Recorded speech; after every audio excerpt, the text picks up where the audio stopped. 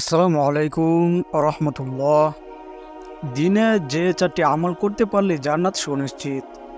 নবীজি সাল্লাল্লাহু আলাইহি সাল্লাম উম্মতে মুহাম্মাদকে প্রায় সময় বিভিন্নভাবে আমলের দিকে উদ্বুদ্ধ করেছেন। সাহাবায়ে কেরামের মাঝে আমল ও ইবাদত বন্দেগীর উৎসাহ বাড়াতে দিয়েছেন অনেক দিক নির্দেশনা। এমনকি যে কোনো দিনে চারটি আমল করতে পারলেই জান্নাত সুনিশ্চিত বলেছেন নবী করিম সাল্লাল্লাহু আলাইহি সাল্লাম। কিন্তু সেই চারটি আমল কি? এই আমল সম্পর্কে তিনি কিভাবে নসিহত পেশ করেছেন তা আজকের ভিডিওতে আলোচনা করব ইনশাআল্লাহ।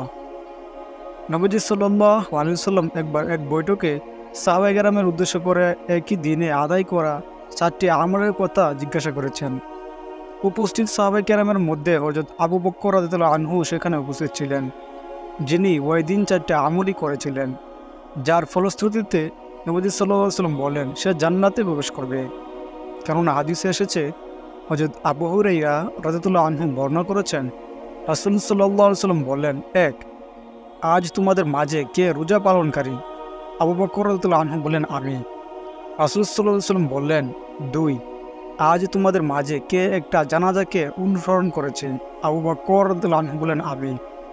রাসূল সাল্লাল্লাহু আলাইহি সাল্লাম বললেন, ৩. তোমাদের মাঝে কে একজন মিসকিনকে আজ খাবার খাইয়েছো? আবু বকর রাদিয়াল্লাহু আনহু বললেন, আমি। রাসূল সাল্লাল্লাহু আলাইহি ওয়াসাল্লাম বললেন, ৪.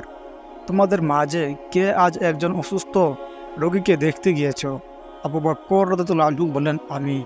তারপর রাসূল সাল্লাল্লাহু আলাইহি ওয়াসাল্লাম বললেন, যার মধ্যে এই কাজগুলোর সংমিশ্রণ ঘটেছে সে নিঃসন্দেহে জান্নাতে প্রবেশ করবে। সহিহ মুসলিম।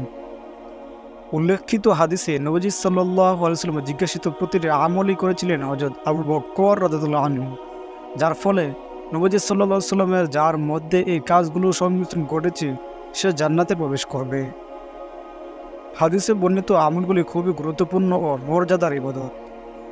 রোজা রাখা, মিসকিনকে খাওয়ানো বা দান সৎকার করা, জানাজায় অংশগ্রহণ করা, দাফন পর্যন্ত থাকা এবং কোনো অসুস্থ ব্যক্তিকে সেবা করা বা তাকে দেখতে দেওয়া, প্রতিটি আমলই মর্যাদার, যার বিনিময়ে মহান আল্লাহ দান করবেন চিরস্থায়ী সুস্থান জান্নাত। সুতরাং মুমিন মুসলমানের উচিত সুনিশ্চিত জান্নাতের অংশীদার হতে উল্লেখিত আমলগুলো প্রতি বেশি বেশি করে গুরুত্ব দেওয়া।